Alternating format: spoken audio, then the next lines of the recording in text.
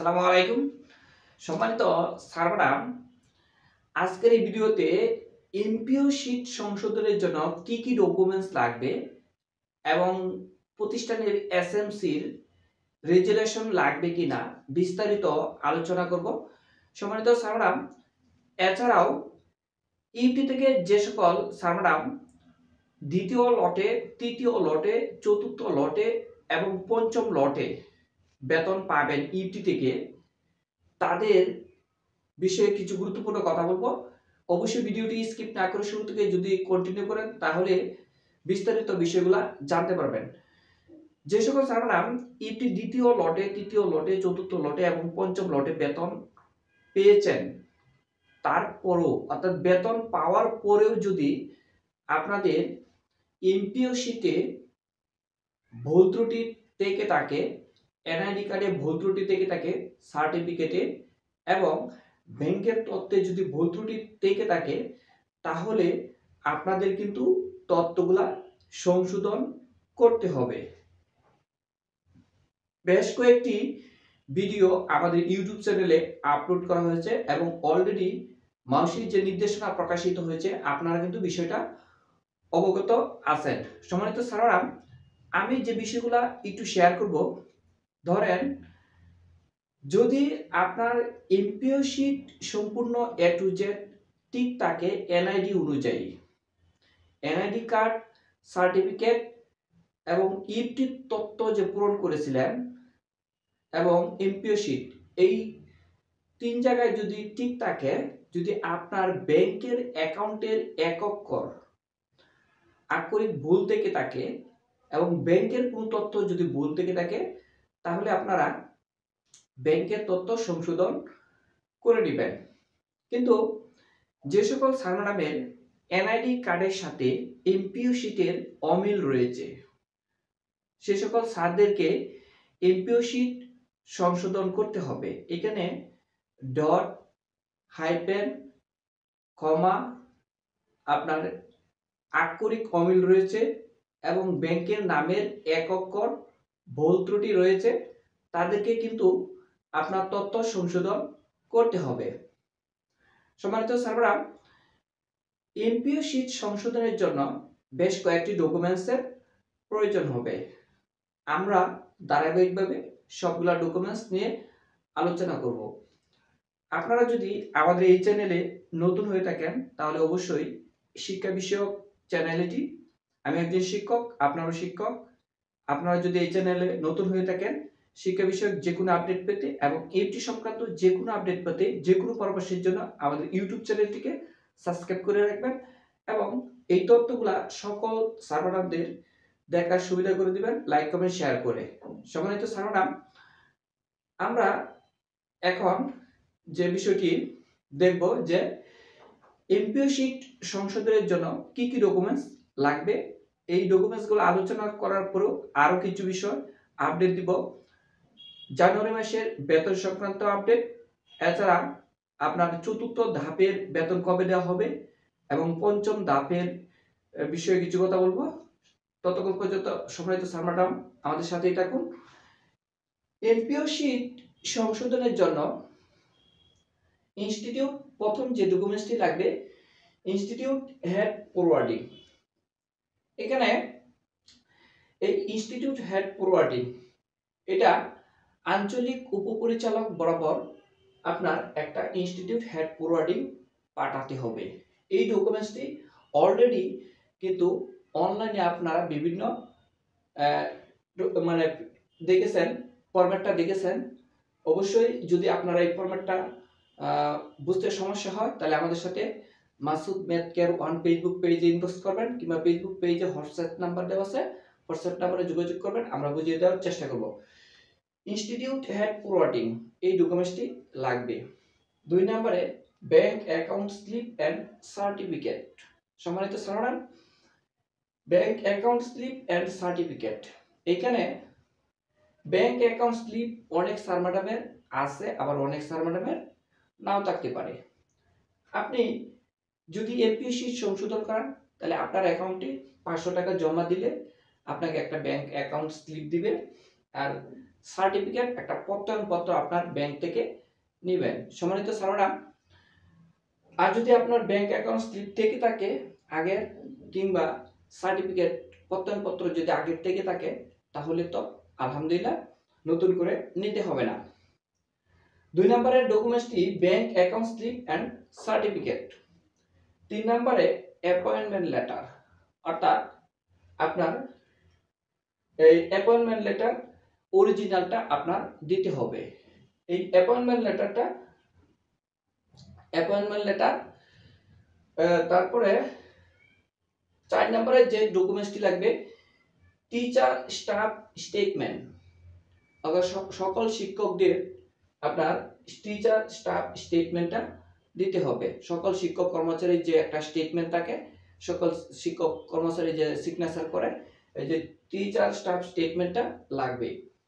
5 নম্বরে যে document, subject approval এবং সেকশন, অর্থাৎ বোর্ড থেকে যে আপনার সাবজেক্টের অনুমোদন আছে এবং যদি সেকশন খোলা থাকে, এই সেকশনের শাখা শিক্ষক যদি হয়ে থাকেন, শাখা শিক্ষকের যে একটা অনুমোদন আছে, এই সাবজেক্ট অ্যাপ্রুভাল অর্থাৎ সেকশন, এটা কিন্তু লাগবে।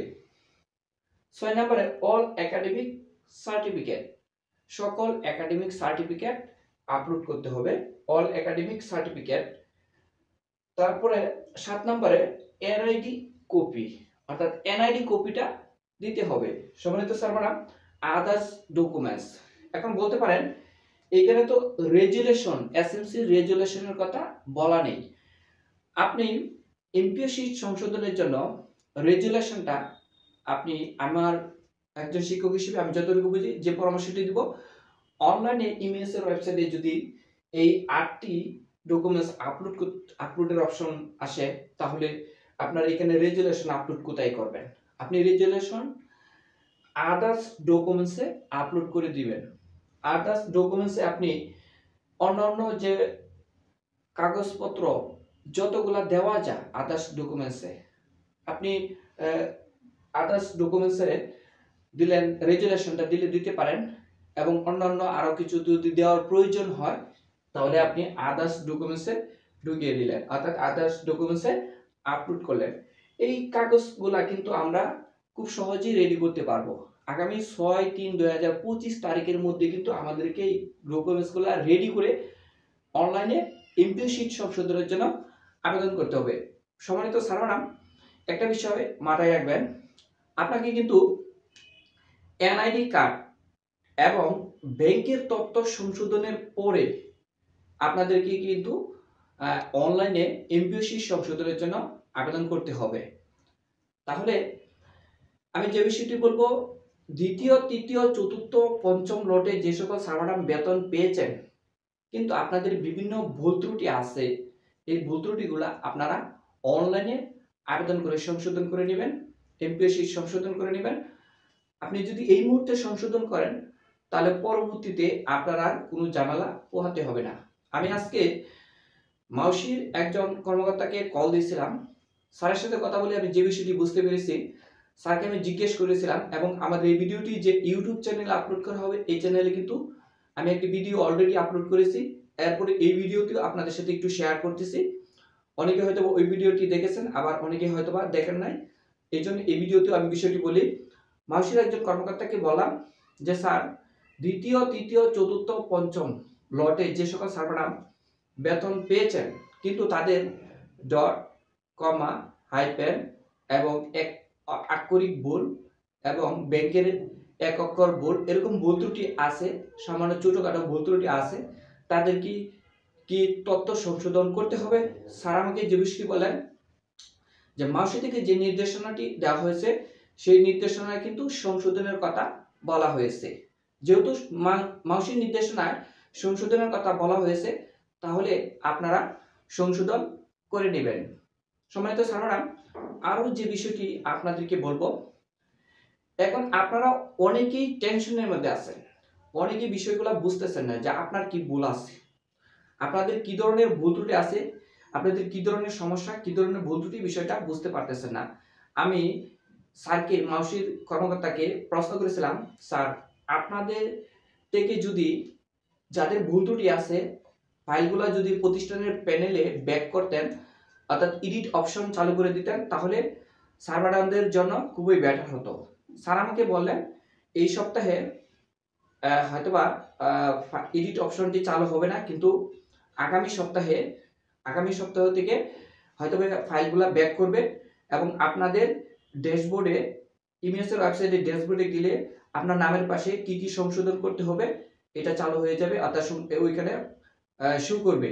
তাহলে ওই তথ্যগুলো দেখে আপনি সংশোধন করে নিতে পারবেন। আমি যে বিষয়টি বলবো, এতদিন অপেক্ষা না করে যে সকল সার্ভার নিজেরাই ধরতে পারতেছেন আপনাদের কি ধরনের ভুল ত্রুটি আছে, আপনারা কি করবেন, আপনারা এনআইডি কার্ডের ভুল ত্রুটি থেকে থাকলে এনআইডি কার্ড সংশোধন করবেন, আর আপনি যদি সার্টিফিকেট সংশোধন করেন সার্টিফিকেট সংশোধন করবেন। আপনারা কিন্তু শিক্ষক, আপনারা নিজেরাই কিন্তু বুঝতে পারবেন আপনার কি ধরনের ভুল ত্রুটি আছে।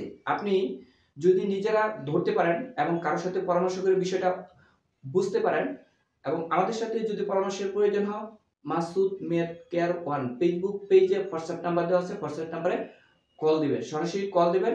অবশ্যই পরামর্শ দিয়ে সহযোগিতা করার চেষ্টা করব। আপনারা নিজেদের ভুলগুলো যদি বুঝতে পারেন এবং ধরতে পারেন, তাহলে আপনারা কি করবেন, নিজেরা সংশোধন শুরু করে দেন। কারণ 6/3/2025 তারিখের মধ্যে আপনাকে এনআইডি এবং ব্যাংকের তথ্য সংশোধন করে অনলাইনে আবেদন সাবমিট করতে হবে, এবং সেটি আপনার স্কুল এবং কলেজের ক্ষেত্রে একই তারিখ দেওয়া হয়েছে।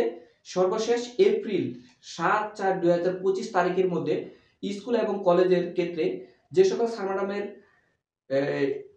এমপিও শিটের কারেকশনের ফাইলটি ইমেজের ওয়েবসাইটে অর্থাৎ মাউশিটে ডান হবে, শুধুমাত্র সেই সকল সার্ভার নামে কিন্তু বেতন পাবেন। আর নয়তোবা এপ্রিল 2025 থেকে কিন্তু স্বয়ংক্রিয়ভাবে বেতন ভাতা বন্ধ হয়ে যেতে পারে। এটা কিন্তু মাউশির নির্দেশনা উল্লেখ করে দিয়েছে। সম্মানিত সার্ভার, আমরা শিক্ষক, আপনারাও শিক্ষক, আমরা চাই আপনাদের সমস্যাগুলো দ্রুত সমাধান হোক, এবং ইউটি সংক্রান্ত যে কোনো পরামর্শের জন্য এবং যে কোনো বিষয়ে আমাদের সাথে যোগাযোগ করতে পারেন। এখন যে বিষয়টি বলবো, চতুর্থ ধাপের কিন্তু আপনার বেতন দেওয়ার বিষয়ে আমি মাউশির কর্মকর্তাকে জিজ্ঞেস করেছিলাম যে স্যার চতুর্থ ধাপের বেতন কবে দেওয়া হবে। স্যার আমাকে বললেন চতুর্থ ধাপের বেতনটি, অর্থাৎ আমরা যতটুকু জানি আর কি, চতুর্থ ধাপের মাউশি থেকে একটি ফাইল মন্ত্রণালয়ে পাঠানো হবে। মন্ত্রণালয় থেকে যখন অনুমোদন দিলে তখন এই ফাইলটি আবার চিফ অ্যাকাউন্টস এর কার্যালয়ে পাঠানো হবে। চিফ অ্যাকাউন্টস এর কার্যালয় থেকে তখন চতুর্থ ধাপের বেতন আপনাদের অ্যাকাউন্টে ঢুকে যাবে। এই চতুর্থ ধাপের বেতনটা আগামী সপ্তাহে চতুর্থ ধাপের বেতন পাওয়ার সম্ভাবনা 100% বেশি। এটা সম্ভাবনা মাউশির যে কাজগুলো আছে 100% নিশ্চিত করে নির্দিষ্ট তারিখ করে বলা খুবই কঠিন। তাই আপনারা আমাদের এই চ্যানেলের সাথেই থাকুন। আমরা আপডেট পেলে আমরা এই চ্যানেলের মাধ্যমে জানিয়ে দেওয়ার চেষ্টা করব। সম্মানিত ছাত্ররা, একটি জানুয়ারি মাসের বেতনের ছাড় সম্পর্কে মাসিক কর্মকর্তাকে জিজ্ঞেস করেছিলাম। মাসিক কর্মকর্তার সাথে কথা বলে যে বিষয়টি বুঝতে পারলাম, আগামী সপ্তাহে জানুয়ারি মাসের বেতন ছাড় সম্ভাবনা আছে, এমন হতে পারে পরের সপ্তাহেও যেতে পারে। এটা কিন্তু 100% নির্দিষ্ট করে বলা কঠিন খুবই। তারপরেও আগামী সপ্তাহে শেষের দিকে হতে পারে, এমনও হতে পারে পরের সপ্তাহেও যেতে পারে। সম্মানিত সার্ভাররা, পঞ্চম ধাপের কিন্তু আপনার 8887 জনের ইপটি ফর্মের ফাইলগুলা, অর্থাৎ আইদাস ডাবল প্লাসে যাচাই বাছাই চলতেছে। যাচাই বাছাই শেষে আপনাদের প্রতিষ্ঠানের প্যানেলের নাম চলে আসবে। সম্মানিত সার্ভাররা, সে পর্যন্ত আপনারা একটু ধৈর্য সহকারে অপেক্ষা করুন। আর যে সকল সার্ভারের কোনো প্রকার ভুল ত্রুটি নাই, আপনারা নিশ্চিত থাকেন আপনাদের ফাইলগুলো ব্যাক করবে না, আপনারা হয়তোবা পঞ্চম ধাপে বেতন পেয়ে যাবেন। আজকের মতো ভিডিওটি এখানে শেষ করব। ভিডিওটি যদি ভালো লেগে থাকে, অবশ্যই এটা একটা শিক্ষা বিষয়ক চ্যানেল এবং শিক্ষকদের বিষয়ে আপডেট দেওয়া হয় এবং শিক্ষা বিষয়ে আপডেট দেওয়া হয়।